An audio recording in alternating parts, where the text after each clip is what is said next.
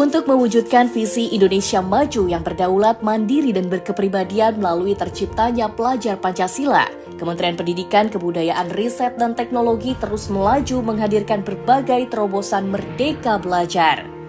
Merdeka Belajar yang diusung Kemendikbudristek memiliki tujuan untuk mencapai pendidikan berkualitas bagi seluruh rakyat Indonesia melalui transformasi pada 4 hal, yakni infrastruktur dan teknologi, kebijakan, prosedur dan pendanaan, kepemimpinan, masyarakat dan budaya, serta kurikulum, pedagogi, dan asesmen.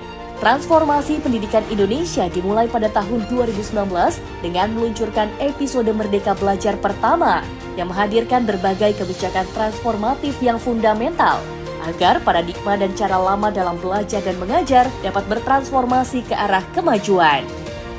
Tahun 2020 meski dihadapkan dengan berbagai tantangan pandemi COVID-19, upaya transformasi tetap dihadirkan Kemendikbudristek melalui 5 episode Merdeka Belajar agar ekosistem pendidikan Indonesia dapat terus melaju. Selanjutnya pada tahun 2021, Kemendikbudristek meluncurkan 8 episode Merdeka Belajar yang berfokus pada beberapa prioritas. Di antaranya, penguatan pendidikan tinggi, revitalisasi pendidikan vokasi, digitalisasi sekolah, serta komitmen membebaskan kampus dari kekerasan seksual. Terobosan terus dihadirkan pada tahun 2022 melalui 8 episode Merdeka Belajar yang mentransformasi kurikulum dan teknologi pembelajaran, peningkatan sistem pendanaan pendidikan dan beasiswa, serta pemajuan kebudayaan dan bahasa daerah. Pada tahun 2023 ini, Kemendikbudristek meluncurkan Merdeka Belajar episode ke-23, buku bacaan bermutu untuk literasi Indonesia. Merdeka Belajar episode ke-24, transisi PAUD ke SD yang menyenangkan. Merdeka Belajar episode ke-25, pencegahan dan penanganan kekerasan di lingkungan satuan pendidikan. Serta transformasi standar nasional dan akreditasi pendidikan tinggi sebagai Merdeka Belajar episode ke-26 yang tertuang dalam Peraturan Menteri Pendidikan, Kebudayaan, Riset, dan Teknologi Nomor 53 Tahun 2023 tentang penjaminan mutu pendidikan tinggi.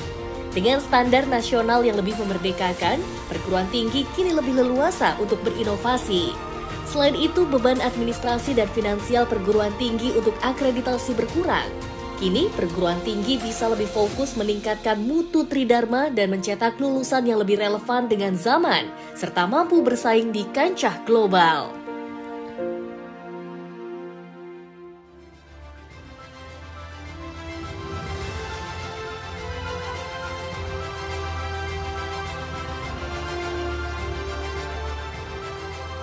Assalamualaikum warahmatullahi wabarakatuh. Salam sejahtera untuk kita semua, Om Swastiastu, Namo Buddhaya, salam kebajikan, Rahayu. Ibu Bapak yang berbahagia, puji dan syukur kita panjatkan kehadirat Tuhan Yang Maha Esa, karena pada hari ini kita dapat kembali bergabung dalam acara Merdeka Belajar episode ke-26, Transformasi Standar Nasional dan Akreditasi Pendidikan Tinggi. Boleh tepuk tangan terlebih dahulu Ibu Bapak? Acara ini disiarkan secara langsung pada kanal YouTube Kemendikbud RI. Saya Widya Saputra, izin memandu acara pagi hari ini dan saya akan langsung menyapa para undangan yang telah hadir di sini terlebih dahulu. Yang terhormat Menteri Pendidikan, Kebudayaan, Riset, dan Teknologi, Mas Menteri Nadiem Anwar Makarim. Yang kami hormati para pejabat eselon 1 dan 2 kementerian dan juga lembaga terkait, para pemimpin perguruan tinggi, para pimpinan majelis dan asosiasi, serta tamu undangan dan juga rekan-rekan media. Ibu Bapak, Kemendikbudristek terus mendorong terciptanya transformasi pendidikan tinggi sampai hari ini. Diawali dengan Merdeka Belajar episode kedua, mungkin Ibu Bapak masih ingat pada tahun 2020. Kini ada 10 dari 26 episode Merdeka Belajar yang fokus pada transformasi pendidikan tinggi. Nah, Ibu Bapak, Merdeka Belajar episode ke-26 ini diluncurkan seiring terbitnya Peraturan Menteri Pendidikan, Kebudayaan, Riset, dan Teknologi Nomor 53 Tahun 2023 tentang penjaminan mutu pendidikan tinggi. Dan Ibu Bapak, berikut kita simak bersama laporan dari Pelaksana Tugas Direktur Jenderal Pendidikan Tinggi, Riset, dan Teknologi, Prof. Nizam. Kepada Prof. Nizam, kami silakan.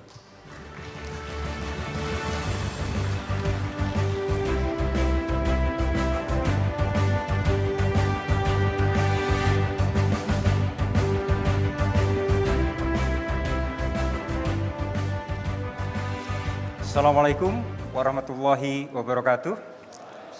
Semangat pagi, salam sehat, salam sejahtera untuk kita semua. Shalom, Om Swastiastu, Namo Buddhaya, salam kebajikan. Mas Menteri yang saya hormati dan seluruh jajaran Kemdikbudristek, yang saya hormati para rektor, wakil rektor, para direktur, wakil direktur perguruan tinggi kita, negeri maupun swasta, rekan-rekan dari BAN PT, LAM, dan rekan-rekan media, dan seluruh tamu undangan yang berbahagia. Pertama, tentu puji syukur alhamdulillah kita panjatkan kepada Allah SWT, Tuhan Yang Maha Kuasa, karena pada pagi yang cerah ini kita bisa bersilaturahmi dalam keadaan sehat walafiat untuk peluncuran satu kebijakan yang luar biasa sekali, insya Allah nanti tinggal tunggu tanggal mainnya, yang akan diluncurkan oleh Mas Menteri. Mas Menteri, 44 bulan yang lalu, tepatnya 22 Januari tahun 2020, waktu itu saya diminta Mas Menteri sebagai PLT Dirjen Dikti, belum pakai Ristek. Di ruang ini, di tempat ini hadir juga beberapa rektor yang mungkin saat ini juga hadir. Kita luncurkan MBKM, Mas Menteri meluncurkan MBKM Merdeka Belajar 2, yaitu Kampus Merdeka. Transformasi besar yang kita lakukan pada waktu itu luar biasa sekali dampaknya kita lihat. Tahun 2020 sekitar 16.000 mahasiswa langsung kita dorong keluar dari kampus melalui program pertukaran mahasiswa, melalui program KKN tematik, melalui program magang di BUMN, melalui kampus mengajar, dan juga melalui relawan untuk mengatasi COVID-19. 16.000 mahasiswa keluar kampus. Dan di tahun berikutnya, tahun 2021, ini data saya bacakan. Tahun 2021, 16.000 tadi angkanya kita balik, menjadi 61.000 mahasiswa keluar dari perguruan tinggi. Dan tahun 2022, 116.000 mahasiswa mengikuti program-program MBKM di tingkat nasional. Ini baru yang diselenggarakan secara nasional. Dan alhamdulillah tahun ini hampir 150.000 mahasiswa keluar dari kampus untuk menimba ilmu di kampus kehidupan. Alhamdulillah total hingga hari ini sudah sekitar 800.000 mahasiswa keluar kampus untuk menemukan masa depan mereka. Akselerasi perubahan yang terjadi dengan sangat cepat tersebut kita lakukan dengan segala keterbatasan, dengan segala kendala yang ada. Kami mengistilahkan berlari sambil pakai sepatu, Mas Menteri, waktu itu. Nah hari ini mudah-mudahan sepatu itu sudah lengkap kita pasang sehingga kita bisa masuk gigi 6, kalau sekarang ini kita berlari dengan gigi 4, masuk, we change our gear, masuk ke gigi 6 untuk bisa take off, Mas Menteri. Jadi mudah-mudahan mereka belajar 26, ini menjadi fondasi untuk kita take off menuju SDM yang unggul untuk masa depan yang cerah bagi anak cucu kita. Selain itu kita juga mentransformasikan sistem akreditasi kita. Selama 3 tahun terakhir ini 6 lembaga akreditasi mandiri telah lahir, Mas Menteri, dan beberapa sudah berstandar internasional. Saya berikan tepuk tangan pada teman-teman BAN dan LAM. Transformasi-transformasi besar yang lain seperti pendanaan perguruan tinggi, sistem IKU, dan sebagainya saat ini sudah menggerakkan seluruh perguruan tinggi kita untuk bisa berlari menyongsong masa depan. Sehingga kita berharap dukungan Mas Menteri untuk perguruan tinggi kita akan semakin kokoh di tahun 2024 ini, sehingga take off tadi landasannya sudah kuat. Untuk menutup laporan, izinkan saya berpantun. Buah semangka manis dagingnya, buah kedondong asam rasanya. Kampus Merdeka membawa kita bergotong royong untuk maju bersama. Pantun itu katanya tidak boleh hanya satu, Mas Menteri, jadi mohon maaf saya tambahkan. Jagung dikukus dengan kulitnya. Bila dikupas, manislah bijinya. Kita rayakan Kampus Merdeka, kaya pengalaman, unggul lulusannya. Terakhir, supaya jumlahnya ganjil. Ikan emas indah di balik kaca, meluncur tenang menyejukkan mata. Mas Menteri hadir bersama kita, luncurkan MBKM 26 untuk majukan pendidikan kita. Terima kasih. Wassalamualaikum warahmatullahi wabarakatuh.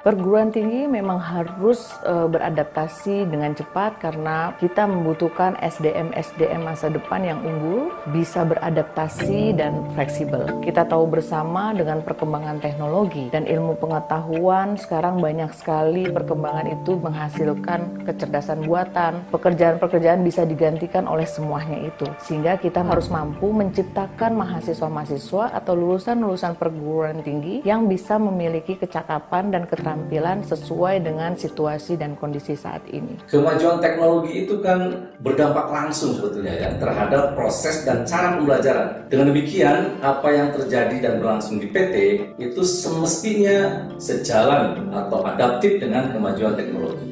Kemudian juga perubahan cepat itu sendiri itu merupakan fenomena kehidupan era sekarang. Sehingga adaptabilitas perguruan tinggi akan menentukan apakah perguruan tinggi tersebut ya akan tetap eksis berkarya atau justru mati karena tertinggal zaman ya. Perguruan tinggi ada dan hidup di sekitar masyarakat. Masyarakat terus berubah, teknologi juga turut berubah. Bila perguruan tinggi tidak mampu beradaptasi dengan perkembangan teknologi dan kehidupan masyarakat, maka perguruan tinggi itu akan ditinggalkan karena tidak mampu memenuhi tuntutan kebutuhan masyarakat. Sehingga adaptasi merupakan suatu hal yang penting yang tidak bisa ditawar lagi. Namun poin penting yang mungkin harus disiapkan oleh perguruan tinggi adalah bagaimana bisa membuat program sehingga kemudian skill mahasiswa itu bisa ditingkatkan. Selain itu mahasiswa juga butuh pendewasaan cara berpikir, kemudian bagaimana memiliki etos kerja yang baik, kepribadian yang diharapkan serta sikap bertanggung jawab.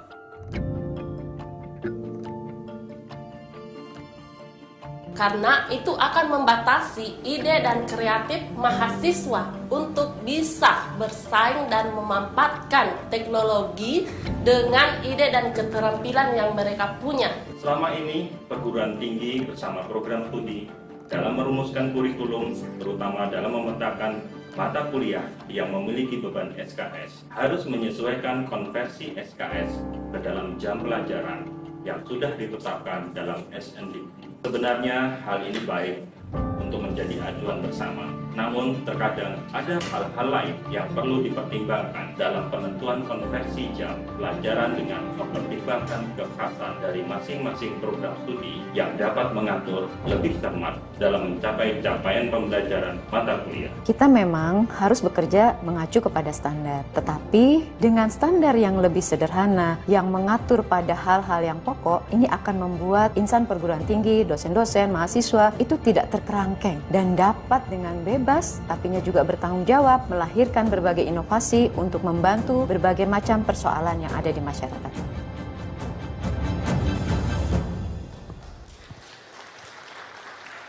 Terima kasih sekali lagi kami ucapkan kepada Prof. Nizam atas laporannya dan Ibu Bapak baru saja ya kita simak bersama pendapat Civitas Akademika terkait tantangan di dunia pendidikan khususnya pendidikan tinggi saat ini. Dan selanjutnya, Ibu Bapak, mari kita ikuti bersama paparan Menteri Pendidikan, Kebudayaan, Riset, dan Teknologi yang juga sekaligus akan menandai diluncurkannya kebijakan ini secara resmi. Kepada Mas Menteri, dengan hormat kami silahkan.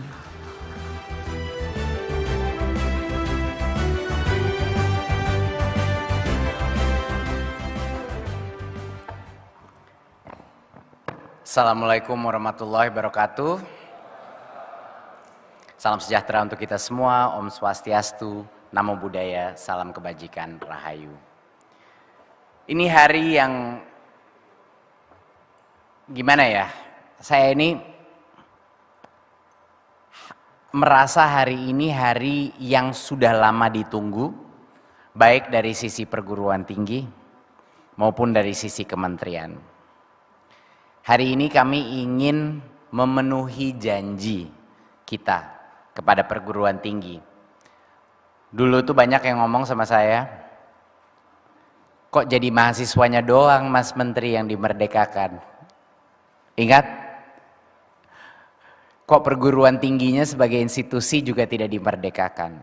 Hari ini walaupun sedikit telat, hari ini adalah jawaban dari pertanyaan itu Bapak Ibu.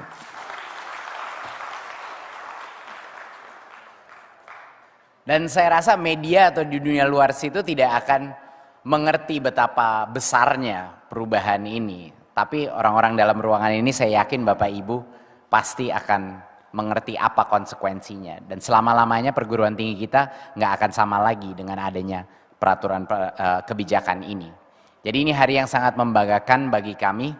Saya juga ingin mohon maaf bahwa baru keluar sekarang, tapi ini tidak mudah Bapak Ibu untuk melakukannya. Jadi benar-benar membutuhkan banyak sekali sosialisasi, banyak sekali mendengar pendapat Bapak Ibu sampai akhirnya hari ini keluar. Jadi saya ingin berterima kasih kepada, wah ininya sampai pecah. Saya ingin berterima kasih kepada, saking dahsyatnya kebijakannya. Terima kasih kepada semua pimpinan perguruan tinggi yang hadir di sini, direktur, dosen-dosen, kepala-kepala badan akreditasi. Karena ini bukan kerja keras Kemendikbudristek saja. Ini adalah kerja keras kita semua untuk mencapai perubahan seperti ini. Sekarang kita masuk langsung saja ke halaman ketiga. Saya hanya ingin mengingatkan sekali lagi bahwa pendidikan tinggi itu memiliki potensi dampak tercepat dalam membangun SDM unggul. Bukan dampak terbesar ya, tapi dampak tercepat untuk menciptakan SDM unggul. Nanti PAUD marah kalau dibilang dampaknya, karena PAUD juga sama pentingnya, sekolah juga sama pentingnya.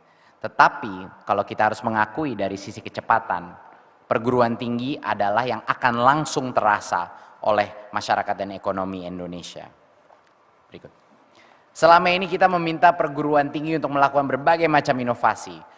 Mahasiswa disuruh keluar dari kelas, dosen disuruh keluar dari kelas, kepala prodi pada kerepotan semuanya, ya kan? Kita membuat pusing rektor-rektor di mana-mana melakukan perubahan yang drastis dalam waktu yang sangat pendek.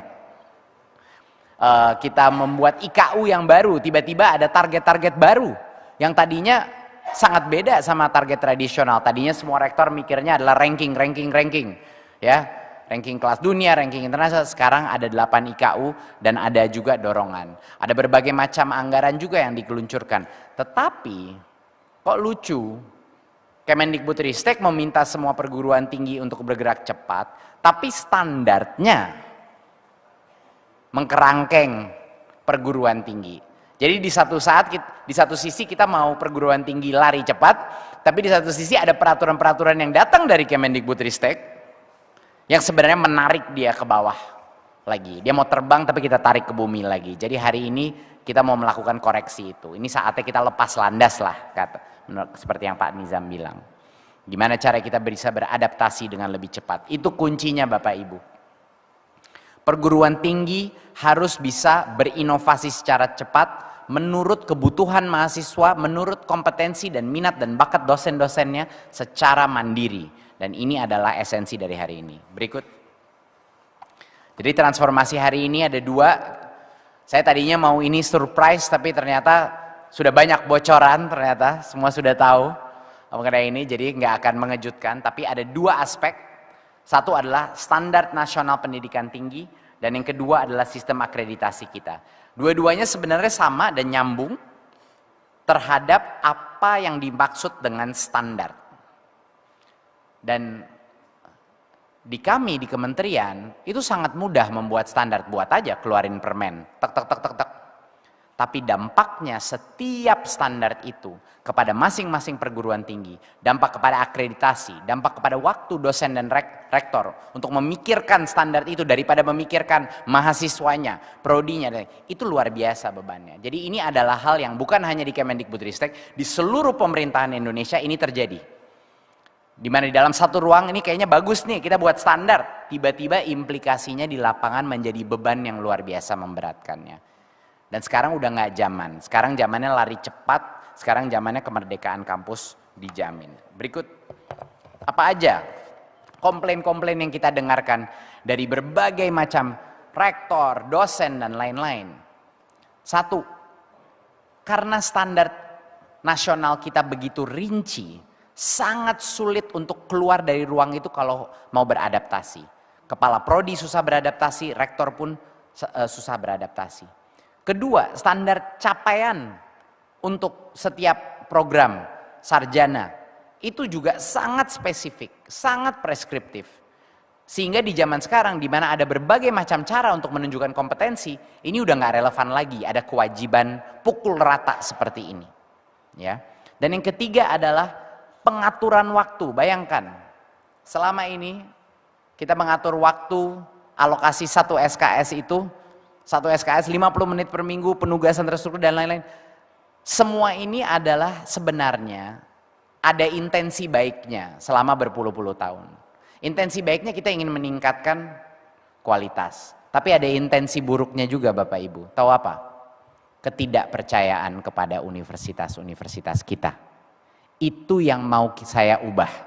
Itu yang mau Kemendikbudristek ubah. Udah saatnya kita mempercayai masing-masing universitas untuk menentukan destininya mereka masing-masing untuk melakukan inovasi secepat mungkin. Berikut. Oke, seperti yang kita udah lihat. Sekarang mahasiswanya sudah banyak sekali yang merdeka. 760.000 mahasiswa udah keluar dari kelas mereka, dari program studi mereka, keluar kampus, belajar di lautan terbuka. Kita ada 1.000 lebih kolaborasi penelitian lintas sektor antara industri dan perguruan tinggi, antara perguruan tinggi internasional dengan perguruan tinggi, meledak ini semua aktivitas. Jadi untuk memfasilitasi ini agar bisa bergerak lebih cepat, kita harus mulai memutuskan rantai-rantai lainnya di dalam dikti. Berikut. Oke, kita sekarang masuk ke yang pertama, Standar Nasional Pendidikan Tinggi.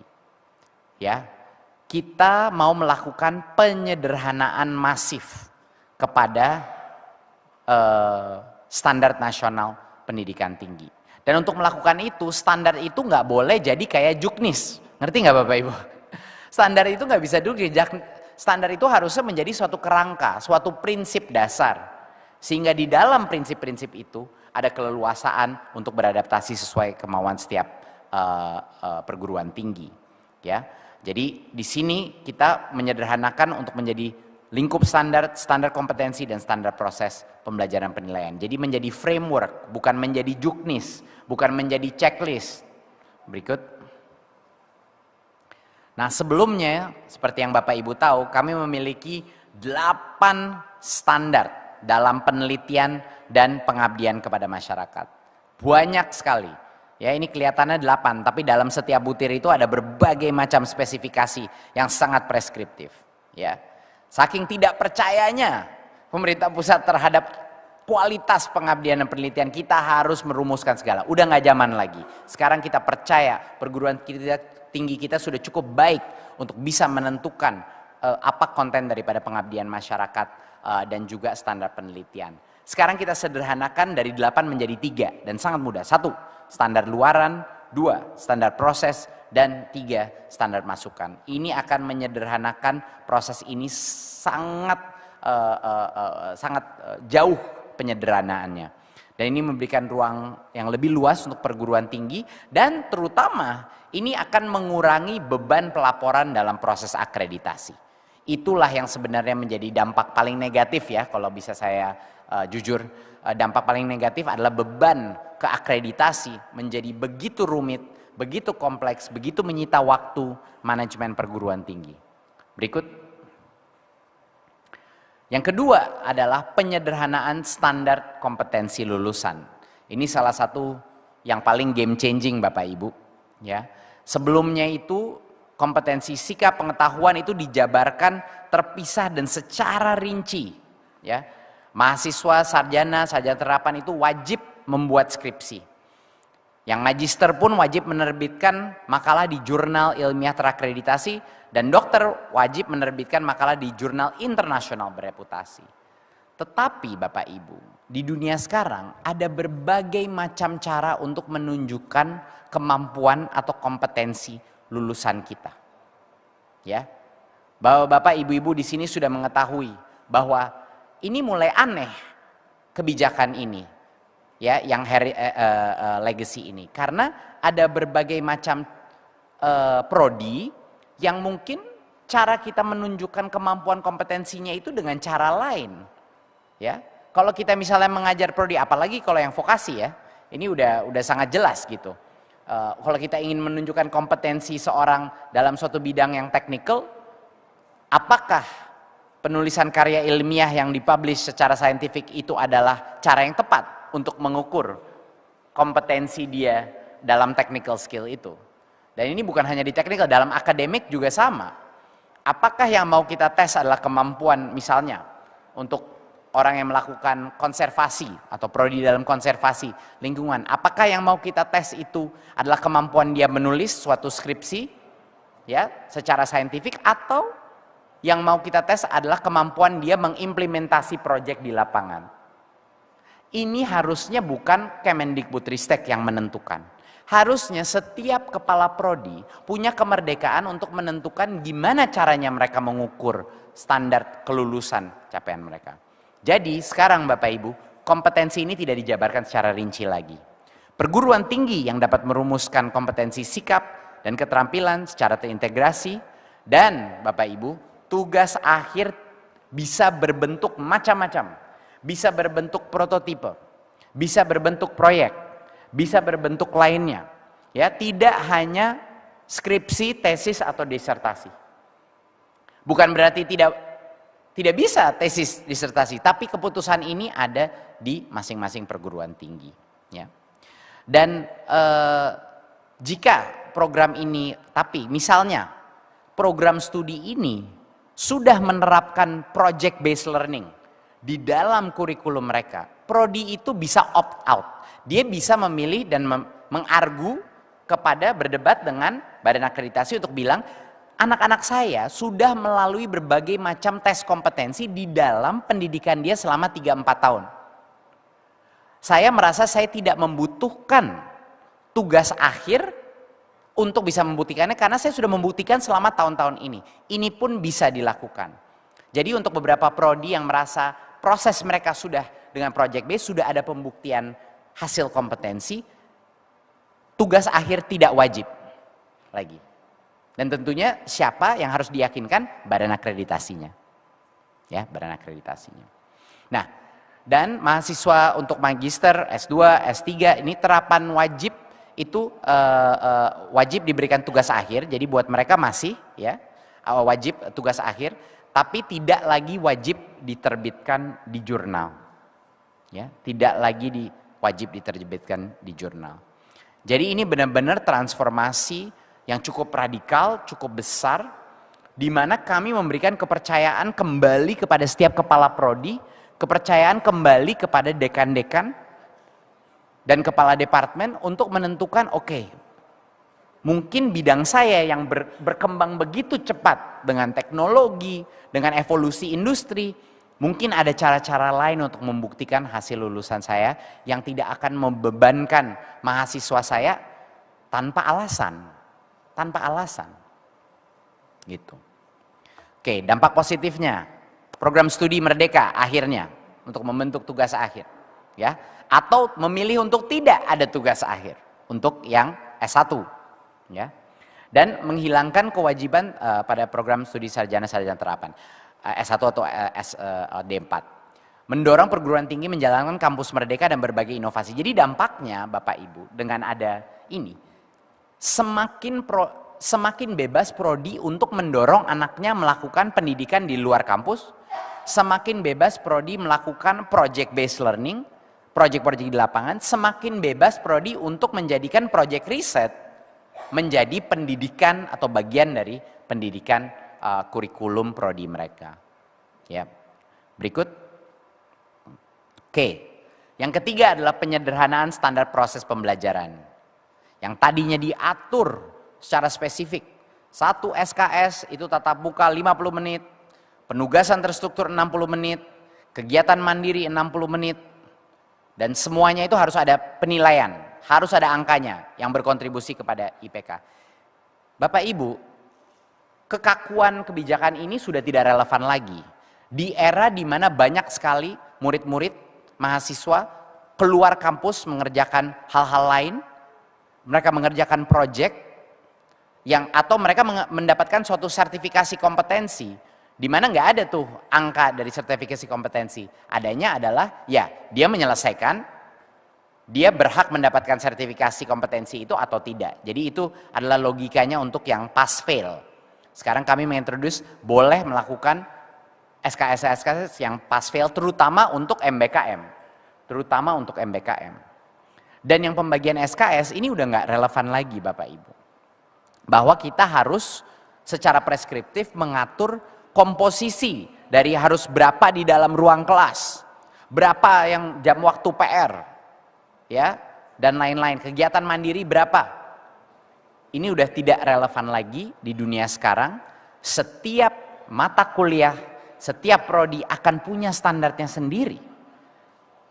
Kalau memang mayoritas atau 70% dari waktunya adalah project based, kami tidak bisa melakukan itu kalau standarnya sangat kaku dan preskriptif. Sehingga sekarang kami mendefinisikan satu SKS itu sebagai 45 jam per semester. Sudah. Ya, sudah. Pembagian waktu itu ditentukan masing-masing perguruan tinggi, terserah. Itu boleh tepuk tangan, silakan. Itu big deal.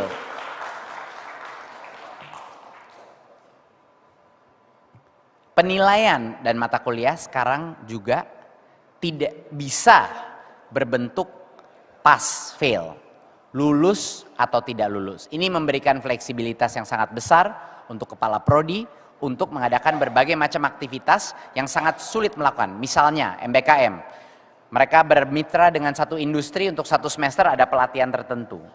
Sangat merepotkan perguruan tingginya dan merepotkan industrinya untuk harus menentukan grade scale yang harus dilakukan oleh industrinya. Industrinya nggak peduli itu grade scale. Industrinya cuma mau ini anak pas apa tidak gitu. Dia udah cukup nggak menguasai kompetensi itu atau tidak. Jadi itu sebenarnya contoh-contoh yang memberikan fleksibilitas untuk kemitraan dan nggak merepotkan dosen, nggak merepotkan industri untuk pinam. Ya.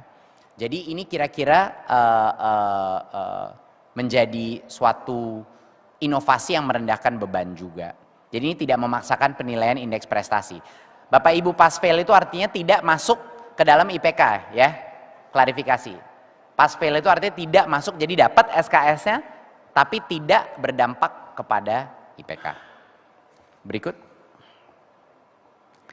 Jadi ini poinnya adalah semua inovasi yang kita mau, semua ekspektasi dikti untuk perguruan tinggi maju hanya bisa dilakukan kalau dikti pun rantai-rantainya lepas, benar-benar membuka ruang gerak. Dan itu adalah harapan kita dengan penyederhanaan standar nasional pendidikan tinggi. Berikut, sekarang kita pindah ke aspek favorit kita semua Bapak Ibu, akreditasi. Oke, saya sekedar mengingatkan dulu. Kita episode kedua Merdeka Belajar, mungkin di sini ada yang ingat, ada yang lupa ya.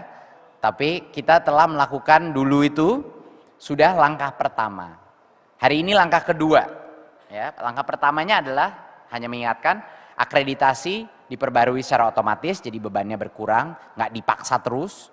Reakreditasi bersifat sukarela bagi program studi yang sudah siap, dan reakreditasi bisa dilakukan kapan saja kalau ada penurunan kualitas yang keluar di radarnya dikti, dan juga kalau sudah mendapatkan akreditasi internasional tidak perlu menjalankan akreditasi internasional. Ini yang sudah terjalan selama 2-3 tahun ya.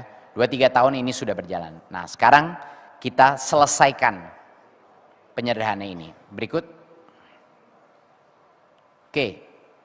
Apa saja transformasi di bidang akreditasi sekarang? Yang pertama, sebelumnya itu akreditasi yang sekarang dijalankan itu memiliki berbagai status. Bisa tidak terakreditasi, bisa baik sekali, atau unggul. Ya. Biaya akreditasi tersebut itu dibebankan kepada masing-masing perguruan tinggi. Dan akreditasi itu dilakukan masing-masing program studi. Masing-masing program studi. Sekarang kita akan memindahkan, menyederhanakan dan membuat ini jauh lebih simpel. Di mana status akreditasinya kita sederhanakan, pemerintah yang akhirnya akan menanggung biaya akreditasi wajib, dan pengumpulan proses akreditasi di tingkat departemen. Ini saya akan jelaskan ya, kira-kira seperti apa mekanismenya, oke? Udah seneng nih kayaknya semuanya. Alhamdulillah, baik. Berikut, oke. Nah, sebelumnya kan kita udah tahu ada 4 level akreditasi seperti ini. Nah, ini sekarang akan berubah.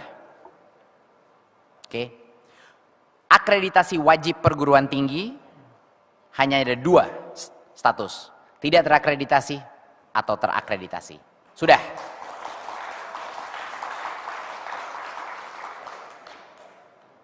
Kalau sesuatu itu wajib, filsafatnya adalah itu harus menjadi standar minimum.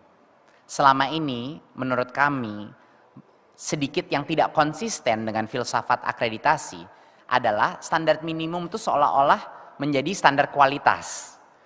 Dan itu yang wajib. Jadi yang wajib itu harusnya minimum.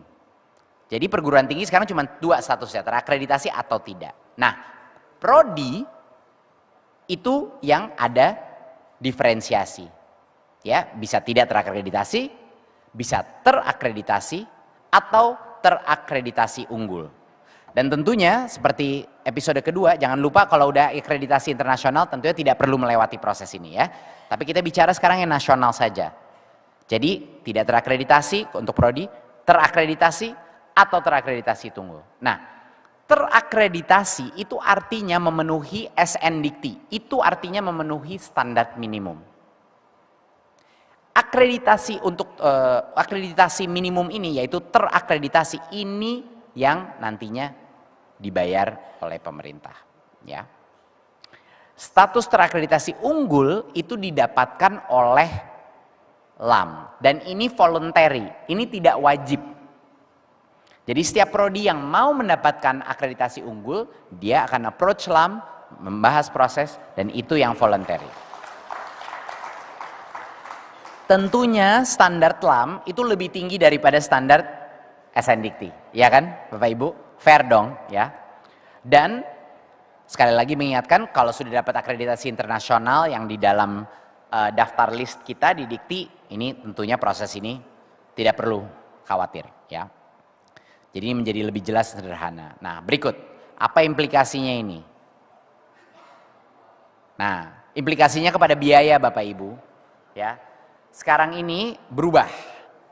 Status akreditasi wajib, oke, status akreditasi bersifat wajib, tapi unggul tidak wajib ya. Akreditasi wajib, unggul tidak wajib. Dan yang wajib ditanggung full oleh pemerintah. Ini adalah kabar baik, terutama untuk universitas-universitas yang skalanya lebih kecil atau untuk banyak sekali PTS-PTS kita yang selalu saya dapat komplain dari kepala-kepala PTS mengenai betapa besarnya beban ini. Jadi alhamdulillah sekarang itu beban ditanggung negara ya full. Dan tapi perguruan tinggi yang menginginkan status unggul dari LAM harus bayar sendiri.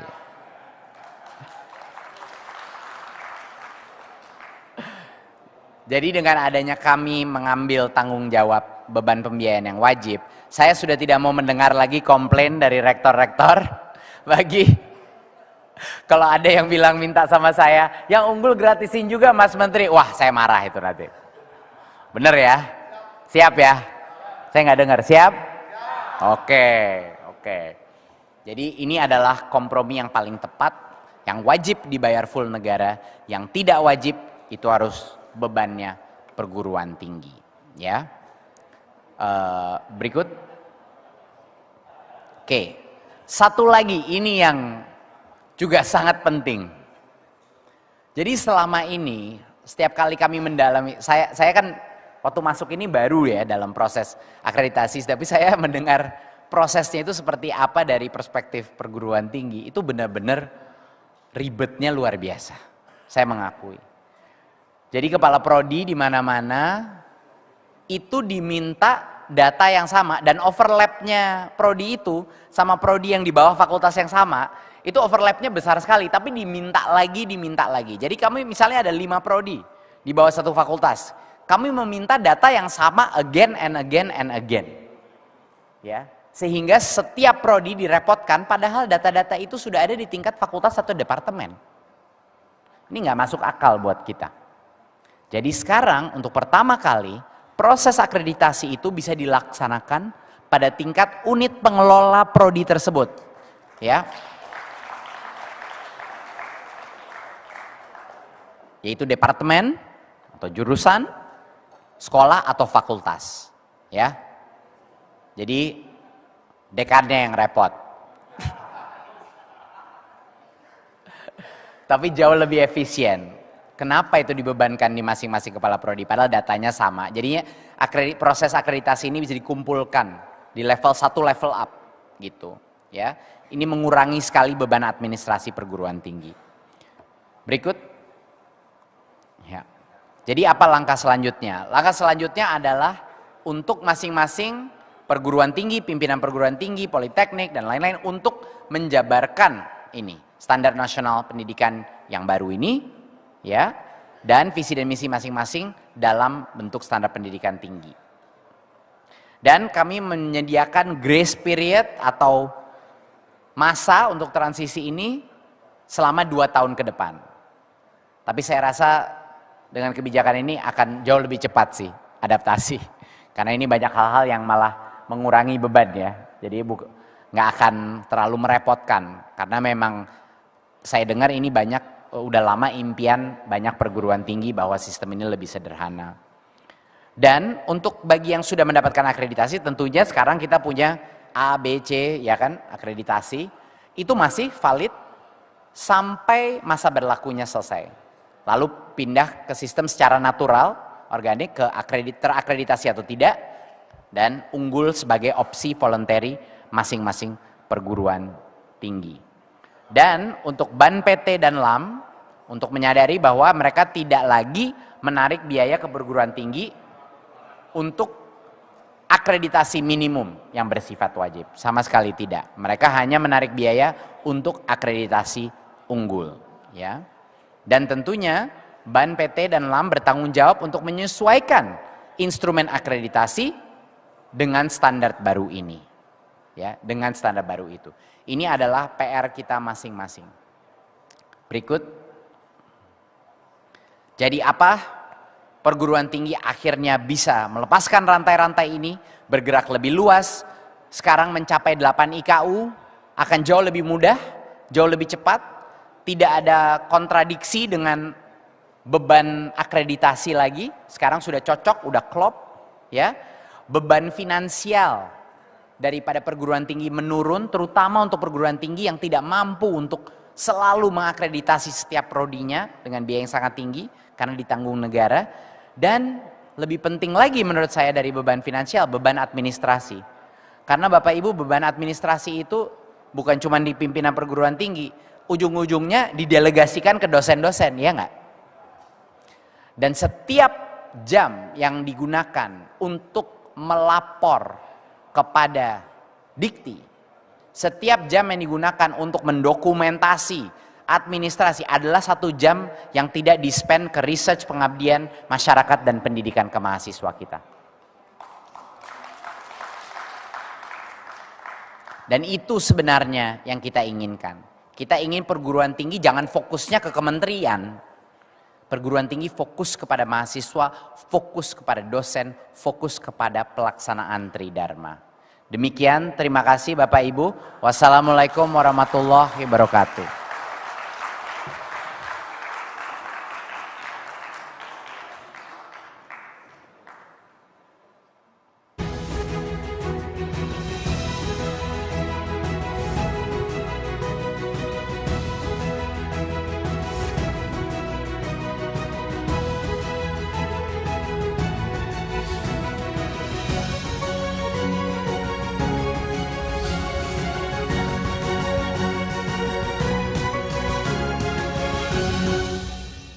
Dengan demikian Merdeka Belajar episode ke-26, Transformasi Standar Nasional dan Akreditasi Pendidikan Tinggi resmi diluncurkan. Boleh tepuk tangan Ibu Bapak. Kalau kata Mas Menteri tadi sudah ditunggu-tunggu untuk merdeka begitu ya. 1 SKS 45 jam per semester itu sangat memerdekakan Ibu Bapak yang ada di sini. Katanya tadi percepatannya tidak akan memakan waktu lama. Dan selanjutnya Ibu Bapak kita akan menyimak diskusi panel yang juga sudah sangat ditunggu-tunggu. Bersama para narasumber hebat kita hari ini. Ada Rektor Universitas Teknologi Sumbawa Bapak Hairul Hudaya. Selamat pagi Pak Hairul Hudaya. Ada juga Direktur Politeknik Elektronika Negeri Surabaya, Bapak Ali Ridho Barakbah. Selamat pagi Pak Ali. Halo Pak. Serta Rektor IPB University, Bapak Arif Satria. Kang Arif, kumaha damang? Pangestu. Dan diskusi ini akan dimoderasi oleh Direktur Jenderal Pendidikan Vokasi, Ibu Kiki Yuliati. Ibu Kiki, selamat pagi Ibu Kiki. Namun sebelumnya, Ibu Bapak, kita simak terlebih dahulu bersama pendapat dari para sivitas akademika tentang transformasi standar nasional dan akreditasi pendidikan tinggi berikut ini.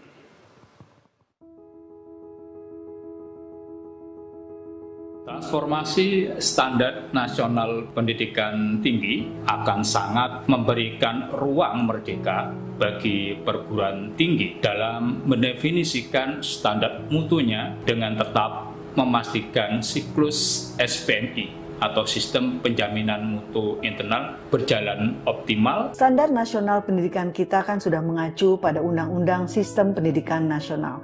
Memang seharusnya amanat undang-undang ini ditransformasikan dengan tujuan untuk memastikan bahwa pendidikan tinggi tetap relevan, berkualitas, dan berkelanjutan dalam menghadapi tantangan. Saya meyakini transformasi pada standar nasional dan akreditasi pendidikan ini merupakan inisiatif yang sangat baik dalam upaya efisiensi dan efektivitas tata kelola perguruan tinggi, serta merupakan bentuk penguatan komitmen pada penjaminan mutu perguruan tinggi. Dengan kemudahan-kemudahan yang dialami dalam perubahan standar nasional dan akreditasi perguruan tinggi ini, masyarakat akademik atau khususnya dosen dan mahasiswa bisa berjalan dengan baik, bisa sejalan dengan baik, menciptakan atau meluluskan mahasiswa yang berkualitas. Tentu saja ini sangat memudahkan perguruan tinggi karena hanya terdiri dari 3 standar nasional, yaitu masukan, proses, dan luaran. Contohnya saja dalam melaksanakan penelitian, masukan kita akan berfokus kepada bagaimana membuat proposal yang baik sesuai dengan fenomena masalah yang ada, proses menjalankan penelitian tersebut dengan sebaik-baiknya. Kemudian dari sisi luaran kita bisa mengimplementasi hasil-hasil penelitian sesuai dengan kebutuhan mitra usaha dan mitra industri dan masyarakat pada umumnya. Menurut saya, transformasi standar nasional dan akreditasi pendidikan tinggi ini mampu menjawab tantangan yang sedang dihadapi perguruan tinggi saat ini. Dengan adanya perubahan standar Tridharma yang hanya terdiri dari 3 standar, yaitu standar luaran, standar proses, dan standar masukan. Kewajiban Tridharma perguruan tinggi ini membuka ruang kepada mahasiswa maupun dosen untuk berkontribusi secara langsung dan nyata. Dengan adanya tugas akhir selain skripsi seperti proyek ataupun penelitian, hal ini tentunya dapat mendorong untuk menghasilkan mahasiswa dengan sesuai skill atau ilmu yang ditekuni selama kuliah dan tidak hanya menghasilkan mahasiswa yang sekedar menyandang gelar tanpa pekerjaan. Karena kan program ini sangat dibutuhkan untuk portofolio seorang mahasiswa ketika ingin melamar pekerjaan di masa yang akan datang. Nah, ini sangat berpotensi baik sekali untuk mahasiswa untuk meningkatkan kepercayaan dirinya, inovatifnya, multitastingnya, dan juga memberikan peluang besar kepada mahasiswa untuk menggali lagi apa passion dan bakat yang ada dalam dirinya. Ini menjadi sebuah hal yang sebetulnya emang sudah seharusnya melaksanakan hal itu. Karena apa? Dengan 2 hal tadi berarti kesiapan mahasiswa pasca lulus ini bakal meningkat dengan experience yang mereka telah hadapi selama kuliah, dengan kebiasaan mereka yang bisa beradaptasi lebih. Sehingga ketika nantinya mereka lulus kuliah, ketika mereka nantinya bekerja, ketika mereka nantinya mengimplementasikan hal ini di masyarakat, itu tuh mereka dapat lebih siap.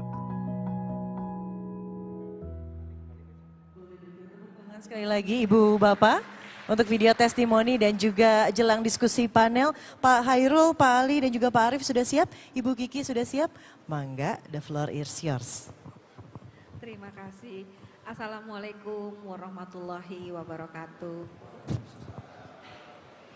Selamat pagi menjelang siang. Yang kami hormati Mas Menteri, Pak Nizam, Pak Nino, dan seluruh Bapak Ibu yang hadir pada pagi hari menjelang siang ini, dan mohon maaf saya tidak bisa melihat jauh dengan jelas karena lampunya luar biasa, dan saya merasakan semangat, saya merasakan juga tanya-tanya dalam hati di antara Bapak dan Ibu, ini gimana nanti, ini bagaimana menerapkannya. Sebelum kita lanjut ke pertanyaan-pertanyaan lain begitu, saya ingin menanyakan apa yang ada di dalam pemikiran Bapak-bapak sekalian. Di sini ada Pak Arif dari IPB, ada Pak Ali Ridho dari Politeknik Negeri Elektronika Surabaya, dan dari Universitas Teknik Sumbawa. Mas Arif, tadi Mas Menteri menyampaikan bahwa ini akan banyak sekali mengubah apa yang selama ini kita lakukan. Dan ada dua hal sebetulnya yang ingin kami konfirmasi. Pertama, menurut Mas Arif, apa dampak positif bagi PTNBH jika regulasi penjaminan mutu kita menjadi lebih lentur dan tidak preskriptif? Itu dulu, nanti yang berikutnya. Baik, terima kasih Bu Dirjen, Pak Menteri, Pak Dirjen, dan hadirin sekalian, para rektor, kolega. Terima kasih atas pertanyaannya. Jadi dampak positif tentu sangat banyak sekali, dan tentu kita sangat mendukung reformasi untuk transformasi standar nasional pendidikan tinggi ini. Yang paling gampang di depan mata adalah beban dosen untuk administrasi itu berkurang drastis. Ya. Itu yang positif yang paling kelihatan sekali. Jadi alokasi waktu dosen bisa digunakan untuk riset, untuk bisa improvisasi dalam learning dan sebagainya. Namun yang kedua, yang paling penting lagi adalah bahwa kita memang harus fokus pada menyiapkan SDM unggul berupa future skills yang memang kompatibel terhadap tuntutan masa depan. Era perubahan ini kan yang diperlukan kan kemampuan adaptasi, kemampuan belajar, dan bahkan Kementerian sendiri sudah mendeskripsikan jumlah soft skill yang diperlukan, seperti kemampuan kolaborasi, critical thinking, kemudian kemampuan komunikasi, leadership, dan sebagainya. Yang semua itu tidak bisa hanya diselesaikan di ruang kelas. Untuk menjadi seorang leader, tidak bisa hanya ikut mata kuliah kemudian jadi leader, nggak mungkin. Itu dia harus get involved dengan berbagai aktivitas di lapangan yang melibatkan berbagai aspek, baik keterampilannya, kemudian juga aspek human relation-nya, dan sebagainya.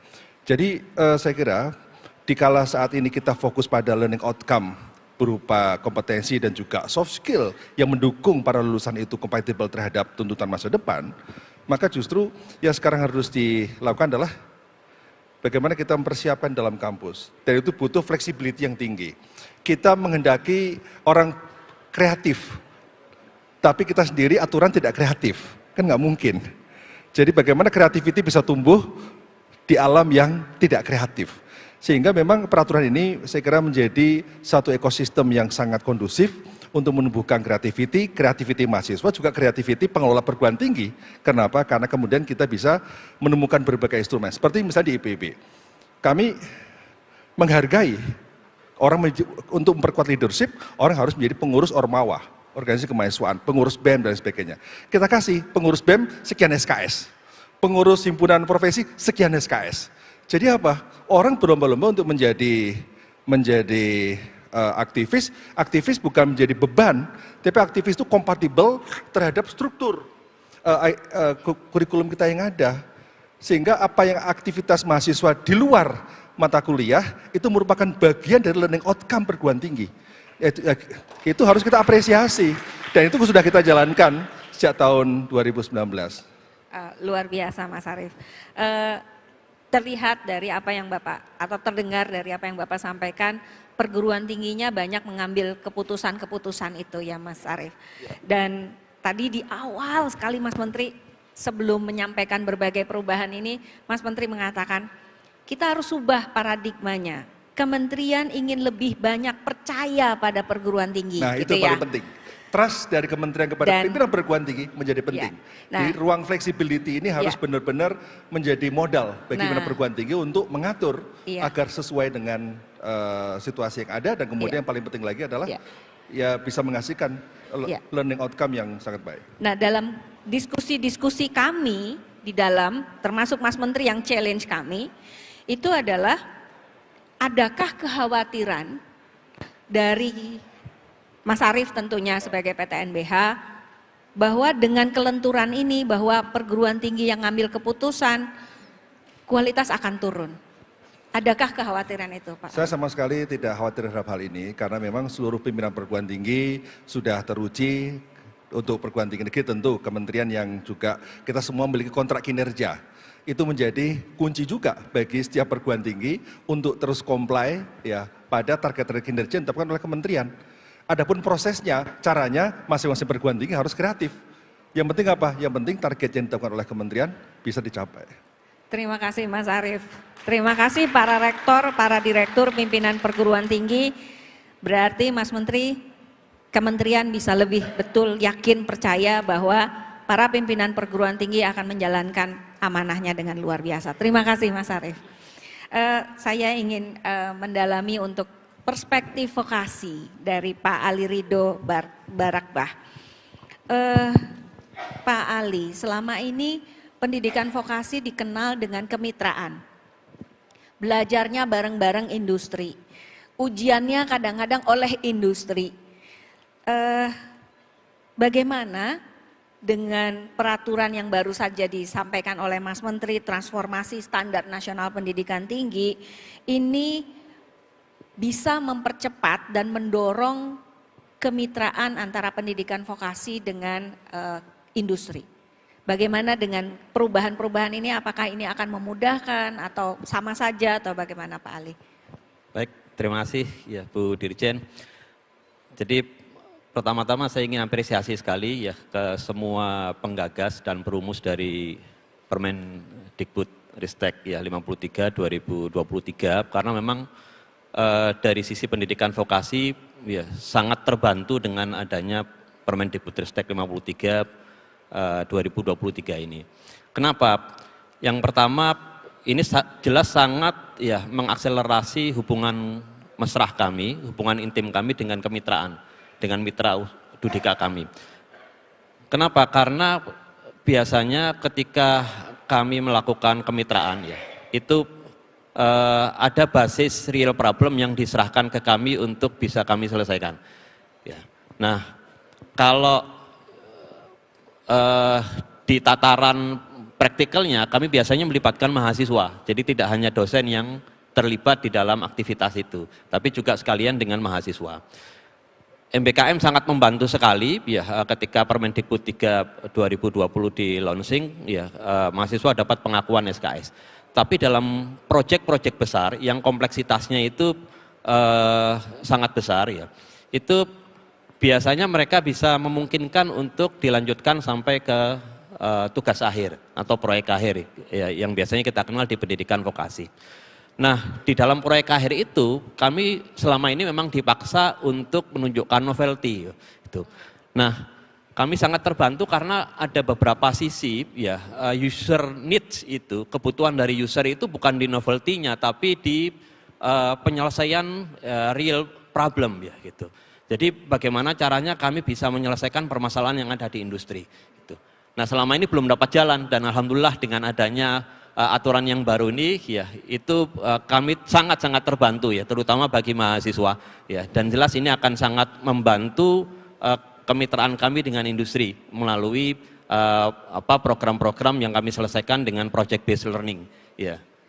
Begitu. Baik. Bu Dirjen. Terima kasih Pak Ali. Jadi secara singkat Pak Ali ingin menyampaikan bahwa apa yang dilakukan oleh perguruan tinggi vokasi sekarang itu tidak lagi melanggar peraturan gitu ya Pak Ali? Betul. Ya. Terima kasih banyak Pak Ali. Dan yang berikutnya kami mohonkan Pak Hairul Hudaya untuk menyampaikan beberapa gagasan. Antara lain kami ingin tahu Pak, karena tadi Mas Menteri menyampaikan sekarang kami berikan keleluasaannya itu ke perguruan tinggi untuk merumuskan standar kompetensi lulusan, untuk menyusun standar penelitian dan pengabdian kepada masyarakat. Nah ini kan sangat fleksibel ya Pak. Dan bagi PTS, bagi Universitas Teknik Sumbawa, kesempatan untuk merumuskan sendiri segala sesuatunya, bagaimana Bapak dan tim akan merancang proses pembelajaran yang tetap berkualitas, Pak? Ya, terima kasih Bu Dirjen, Mas Menteri, Pak Dirjen dan teman-teman semua, para rektor yang hadir dalam kesempatan ini. Pertama, bagi kami pribadi, Mas Menteri, betul-betul surprise. Coba siapa angkat tangan yang surprise hari ini mendapatkan? Tuh, Pak Rektor semua pada surprise semua ini. Tepuk tangan buat Mas Menteri. Karena kalau kami pribadi baru kemarin dikasih tahu bocorannya. Jadi betul-betul Mas Menteri ini suatu hal yang pemikiran itu sudah ada jauh-jauh hari ketika tahun 2020 tadi di launching MBKM yang pertama, episode yang kedua. Dan kemudian hari ini seperti mendapatkan jawaban seperti Mas Menteri sampaikan. Jadi tentu saja dengan memberikan kepercayaan kepada perguruan tinggi, kita bisa menentukan rumusan sikap, keterampilan umum maupun keterampilan khusus dan lain sebagainya. Itu memberikan keleluasaan buat kampus. Saya ingin sedikit tadi komentar terkait dengan jumlah SKS ya. Jadi satu SKS itu kan memang 45 jam ya per semester dan itu memang sudah berlaku. Sebelumnya kan 50, 60, 60 dan kemudian sekarang dibebaskan kepada perguruan tinggi. Saya kira ini akan menjadi kebebasan bagi perguruan tinggi. Terutama kami perguruan tinggi di Indonesia Timur, Mas Menteri memiliki tantangan yang berbeda tentu saja dengan teman-teman di PTS dan kita lihat memang PTS ini majority sekarang ini.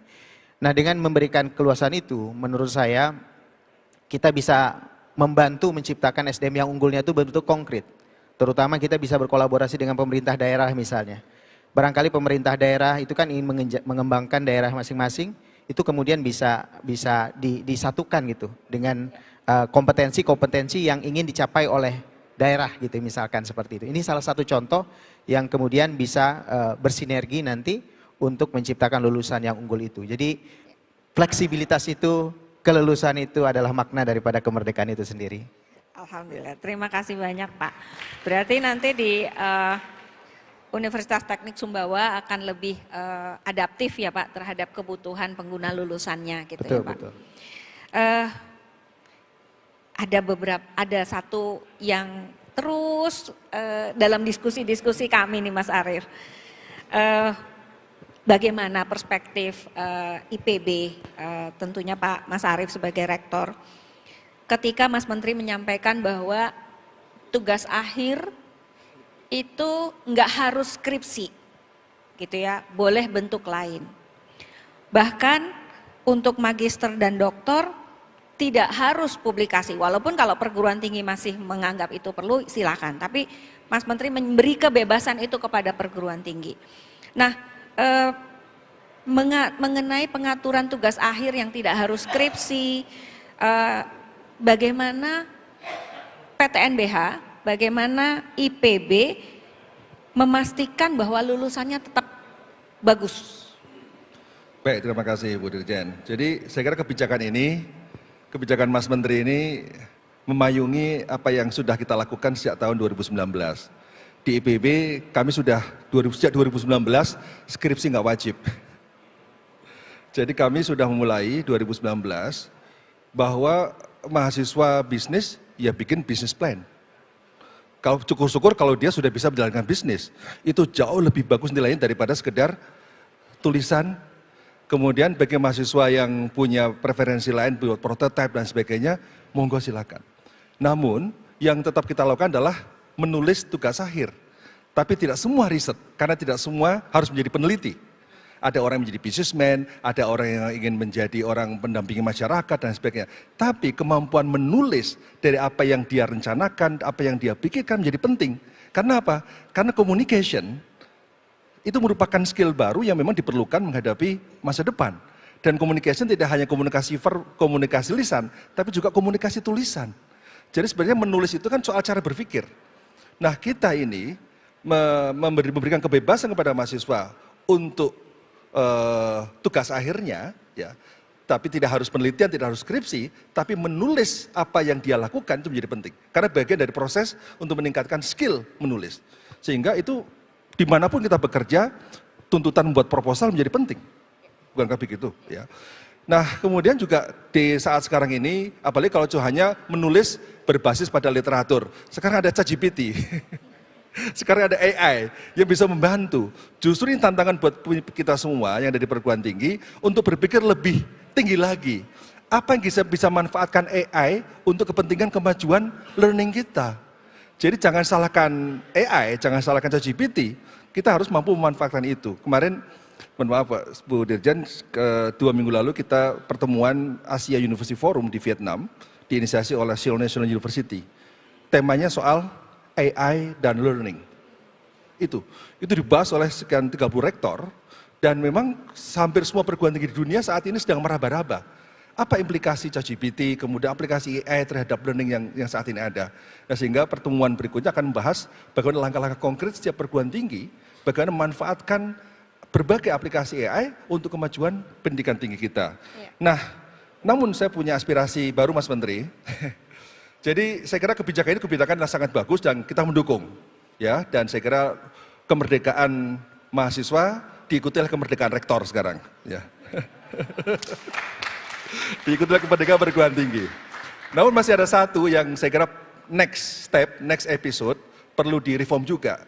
Seperti misalnya kewajiban setiap prodi 5 dosen atau 6 dosen. Itu sudah dihapus. Syukur kalau sudah dihapus. Ya. Karena bukan apa, tapi saya belum melihat di dokumen itu dihapus ya. Tapi saya belum melihat statement itu dihapus, tapi itu perlu statement itu dihapus. Mengapa? Bukan apa, sekarang itu era online, ya. Beban dosen ke depan akan semakin berkurang.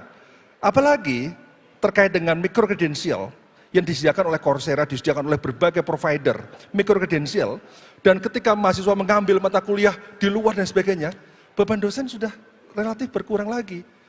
Kita sekarang Mas Menteri mewajibkan mahasiswa, kita menyediakan 17.000 mahasiswa support untuk mengambil micro-credential di Coursera. Ya sehingga kalau itu sudah disetarakan dengan SKS, sudah disetarakan dengan beban kredit dan sebagainya, saya kira akan bisa mengurangi beban dosen. Dan menurut saya sehingga rasio itu menjadi kurang relevan lagi untuk menjadi persyaratan untuk akreditasi. Terima kasih. Betul Mas Arief. Jadi di peraturan itu dihapus aturan 5 dosen, namun ada kata namunnya. Tanggung jawab pemenuhan kebutuhan dosen itu ada di perguruan tinggi. Jadi nanti akan dilihat secara total perguruan tingginya apakah bisa memenuhi kebutuhan dosen sesuai dengan jumlah mahasiswa, sesuai dengan pembelajaran yang dirancang. Jadi Mas Arief, prinsipnya tetap, caranya bisa macam-macam. Ini yang diberikan keleluasaan caranya oleh Pak Menteri. Terima kasih Mas Arief. Dan pertanyaan yang sama untuk Pak Ali Ridho. Kalau sekarang nggak harus skripsi lagi, gimana nih Mas Pak Ali? Jadi kami dari pendidikan vokasi terus terang berterima kasih ya dengan adanya keluarnya Permendikbud 53 ya. Teman-teman di pendidikan vokasi kita berikan aplaus untuk aturan baru ini. Karena biasanya di kami itu Bu Dirjen ya, kami fokus di penyelesaian problem ya yang ada di lapangan, yang ada dari mitra kami ya. Nah, selama ini dipaksakan untuk membangun. Ibu sekalian yang telah meluangkan waktu untuk menyimak ini, dan Ibu Bapak sekalian, mari kita segera implementasikan peraturan baru dan tentunya melalui keputusan para pimpinan perguruan tinggi untuk menerjemahkan SNDikti yang baru ke dalam standar pendidikan tinggi di perguruan tinggi masing-masing. Terima kasih. Wassalamualaikum warahmatullahi wabarakatuh. Waalaikumsalam warahmatullahi wabarakatuh. Terima kasih Ibu Kiki, Pak Herul. Terima kasih juga Pak Ali dan juga Pak Arief. Silakan untuk kembali ke tempat Ibu dan Bapak.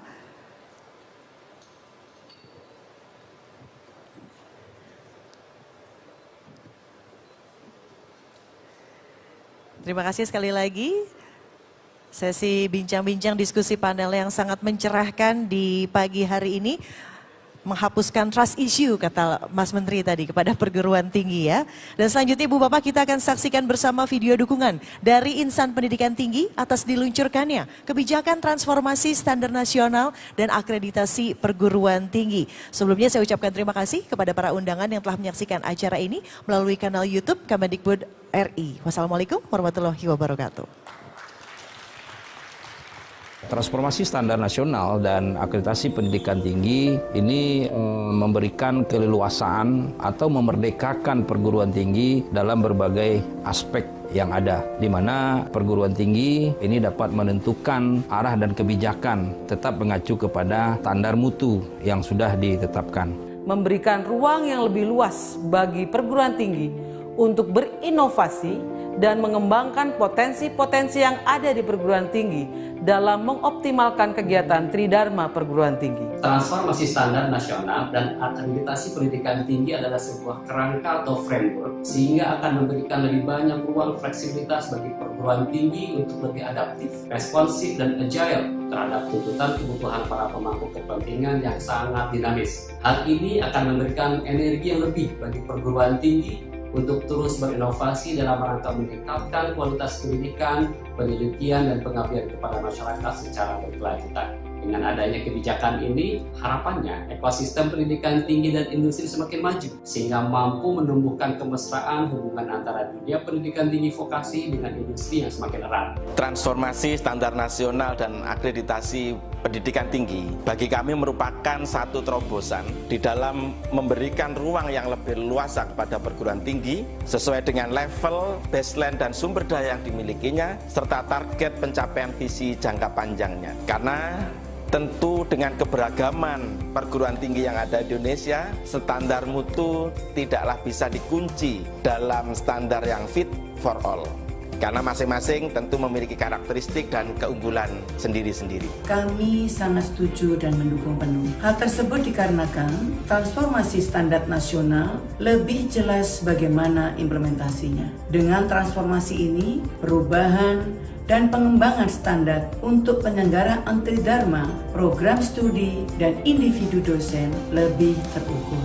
Dengan melakukan modifikasi dan simplifikasi standar, tentu perguruan tinggi akan jauh lebih mendapatkan fleksibilitas, kemerdekaan untuk bisa melaksanakan Tridharma perguruan tinggi. Selain itu, dengan adanya transformasi standar nasional dan akreditasi perguruan tinggi akan lebih memerdekakan perguruan tinggi untuk mencapai indikator kinerja, mengurangi beban administrasi dan finansial perguruan tinggi, sehingga perguruan tinggi akan lebih fokus pada peningkatan mutu pendidikan tinggi itu sendiri. Kami menyambut baik transformasi ini memberi ruang kami selaku pengelola perguruan tinggi untuk lebih cepat beradaptasi dan berinovasi dalam memenuhi kewajiban kami untuk memberikan layanan pendidikan terbaik bagi anak bangsa.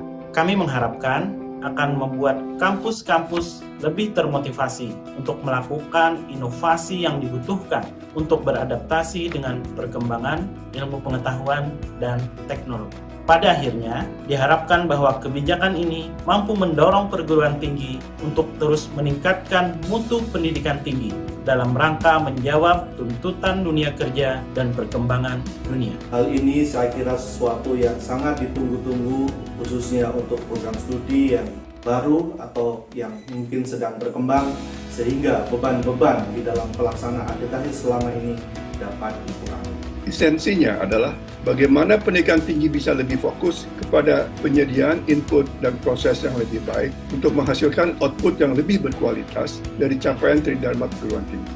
Sehingga transformasi standar nasional pendidikan tinggi ini merupakan langkah strategis untuk lebih memudahkan bagi perguruan tinggi dalam mewujudkan visi misinya.